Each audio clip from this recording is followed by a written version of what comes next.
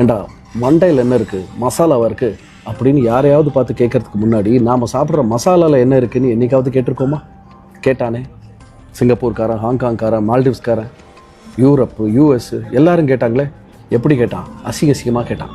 நீங்கள் ஸ்பைசஸ்ன்னு நினச்சி சாப்பிட்டுக்கிட்டு இருக்கிற எவரெஸ்ட் மசாலாலையும் எம்டிஹெச் மசாலாலையும் கேன்சர் தரக்கூடிய எத்திலீன் ஆக்சைடு கலந்துருக்கு. அதனால் நீங்கள் உங்கள் கண்ட்ரிலேருந்து எங்கள் நாட்டுக்கு எக்ஸ்போர்ட் பண்ணுற இந்த மசாலாலாம் எங்களுக்கு வேண்டாம், நீங்களே பத்திரமா வச்சு சமைச்சு சாப்பிட்டுக்கங்க அப்படின்னு காரி துப்பி நம்மளோட மசாலாக்களெல்லாம் இந்த கண்ட்ரிஸ் பூரா, Singapore, Hong Kong, Maldives, UK, Europe, US எல்லா கண்ட்ரிஸும் திருப்பி அனுப்பிச்சிட்டான்.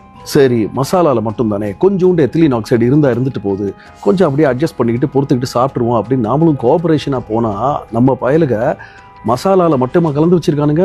இந்த இடவெடுத்த எத்திலீன் ஆக்சைடை 527 ப்ராடக்ட்ஸில் கலந்து வச்சதோட மட்டும் இல்லாமல் அதை எக்ஸ்போர்ட் வர பண்ணியிருக்கானுங்க. Nuts, seeds, herbs, spices, fruits, vegetables, flavours, ice cream thickness, இப்படி ஒரு பெரிய லிஸ்ட் இருக்கு. அதை எப்படி இத்தனை பொருட்களையும் எத்திலீன் ஆக்சைடையே கலந்து வச்சுருக்கீங்க? உலகம் பூரா அதை சாப்பிட்றவனுக்கு கேன்சர் வராது அப்படின்னு நான் யோசிச்ச போது தான் எனக்கு ஒரு முக்கியமான விஷயம் தோணுச்சு. ஒருவேளை ஏன் இப்படி இருக்கக்கூடாது? வேர்ல்டு பூரா இந்த கீமோதெரப்பி ட்ரக்ஸ் அது இதுன்னு இந்த கேன்சருக்கான மருந்து தயாரிக்கிற கம்பெனிஸ் பூரா ஏன் நம்ம பயல்களோட ஒரு டைப் போட்டுருக்கக்கூடாது? கேன்சருக்கான மேட்டரை நீ தயார் பண்ணு, அதுக்கான மருந்தை நான் தயார் பண்ணுறேன், 2 பேரும் செத்து விளையாடுவோம் அப்படின்னு ஏதாவது ஒரு டீல் போட்டிருந்தானா? இல்லை போட்டிருந்தானா? பட் அந்த டீலிங் எனக்கு ரொம்ப பிடிச்சிருந்துச்சு. ஆனா இது புதுசா இருக்கு. நல்லா இருக்கா இல்லையா?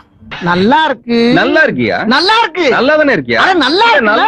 அப்புறம் என்ன, சேனலை சப்ஸ்கிரைப், தெரிஞ்சவன் தெரியாதவன் எல்லாருக்கும் ஷேரை பண்ணி விடுங்க. உங்களுக்கு பிடிச்சிருந்தா ஷேர் பண்ணுங்க, ஒருவேளை பிடிக்கலன்னா அப்பவும் ஷேர் பண்ணுங்க. 4 பேர் சாப்பிட விடவும்னா எதுவுமே தப்பு இல்லை.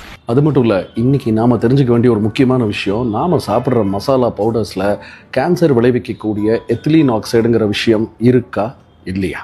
ஒரு விஷயம் இருக்கு, ஆனா இல்லை. அவ்வளவுதான்.